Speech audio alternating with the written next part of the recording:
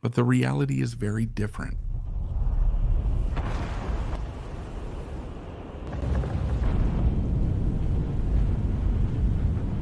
These were some of the activities happening on the sun. The nuclear fusion reactions that power the sun's core, which is at 15 million degrees Celsius, generate electromagnetic energies. And on the surface of the sun, the combination of heat and light creates interesting images. One of the interesting images is these oval lines on the sun. The gases on the sun are constantly in motion, and this circulates, stretches, and bends the magnetic fields. Eventually, these oval lines that we see appear. Another thing that arouses curiosity is these small dark spots on the sun. These are called sunspots. This name was given to describe the dark spots on the surface of the sun. They appear dark because they are cooler compared to other regions of the sun. So because the surrounding area is very bright, these parts look black to us. Still, the spots are very hot, about 3,600 degrees Celsius. This is similar to the color change we see in embers when we light a fire. The black areas on a piece of wood that has turned into embers are cooler than the yellow parts. But if you try to touch the black part, you'll get badly burned because it's still very hot. Now let's get to the really terrifying part: solar flare.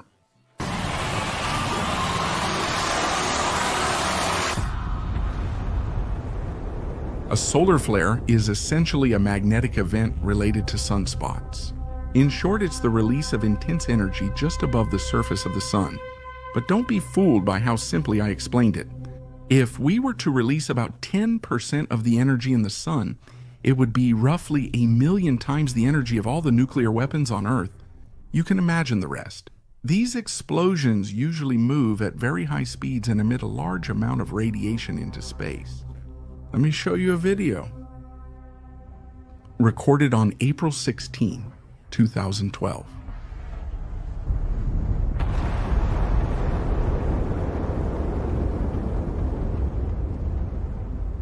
It looks incredible, doesn't it?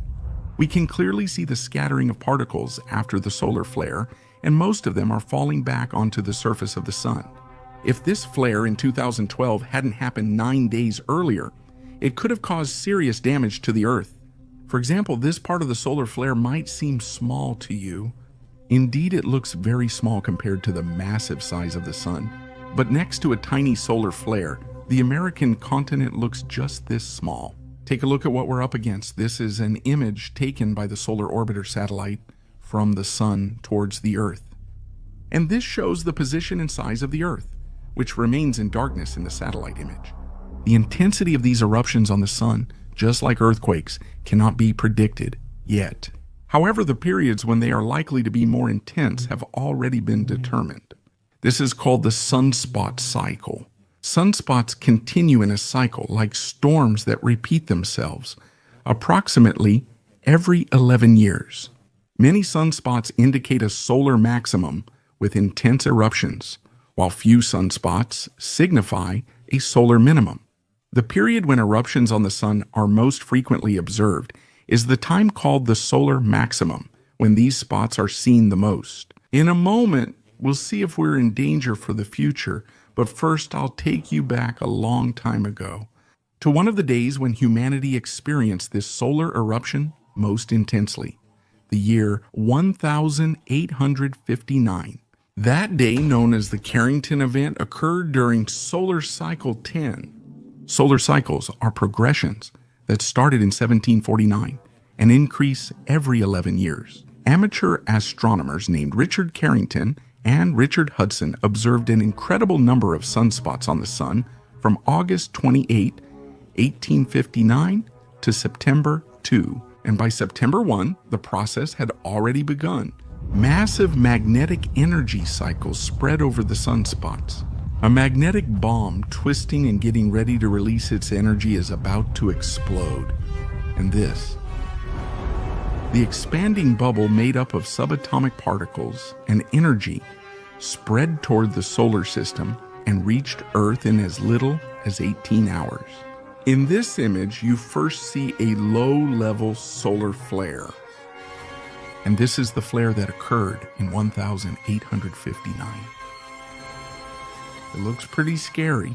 And these are the pieces of paper that have been kept since that day, called magnetograms, which are records from systems that measure the Earth's magnetic field. Especially on September, once the lines almost went off the charts. After the solar flare in 1859, the telegraph systems of all Europe and North America collapsed. Telegraph poles were sparking with electricity. The effects of the radiation on humans are still unknown. For the people living in 1859, the impact of that day was only short-term communication problems. But that was all. Oh, and the mesmerizing auroras that formed in the atmosphere offered people a visual feast. Nothing else happened because people weren't dependent on electricity. A month later, those sunspots that were observed would be drawn like this by Christopher Carrington.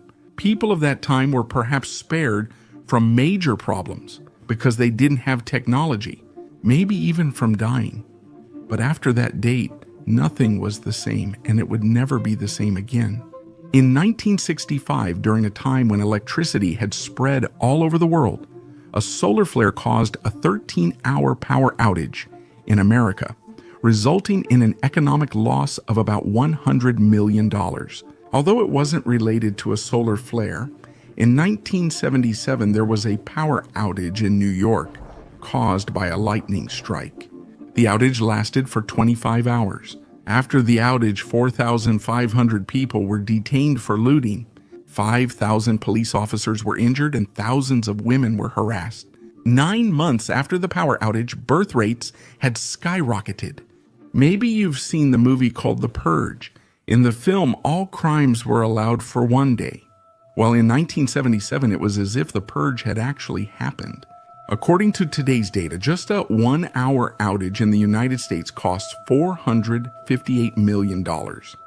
For a single day, it's $11 billion. For Turkey, this is only a daily loss of $161 million. If we were to do this for the whole world, it would mean an economic loss of $29 billion for a single day. If there is an outage, the United States would be by far the country that suffers the most. So, could a terrible solar flare happen anytime soon? The good thing is that the Earth has an invisible magnetic shield for protection. The bad thing is that this magnetic shield now has some weaknesses. So, a weak spot has started to form in the Earth's protective shield. As a result, if the magnetically charged gases that will emerge after a strong solar flare pass through these weak spots, that's when terrible things can happen. A powerful flare would first destroy the satellites around the Earth. Then, it would probably pose serious dangers for the astronauts in orbit.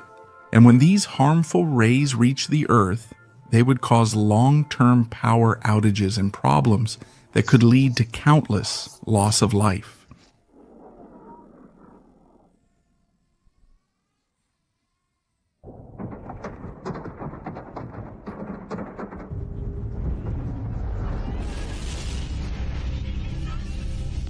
But let me tell you something that will put you both at ease a little. Most likely there won't be a very serious explosion in the coming years, because right now it's the 25th. We're in the solar cycle, and this is one of the periods when sunspots are seen the least. In fact, these sunspots will gradually decrease until 2030. Take a look at this. In the middle of every century, sunspots increase, which means the likelihood of solar flares happening goes up. The Carrington event also happened in the middle of the 19th century, in 1859. So, when someone says that a solar flare or intense eruptions could happen in 2024 or 2025, these are completely unrealistic comments made just to attract attention. I don't know the intentions of those who make or publish such news. But to tell the truth, 21, a severe solar flare is not expected until at least the mid-21st century, rest assured. But I should also mention this. In recent times, this weakening magnetic field of the Earth may be powerless against severe solar flares. And if another Carrington event happens in this era, it would mark the beginning of a dark age for humanity. Even our phones, and even for growing food and pumping water. But after the blackout, everything broke down. Car batteries, jet turbines, even batteries, they all shut down forever.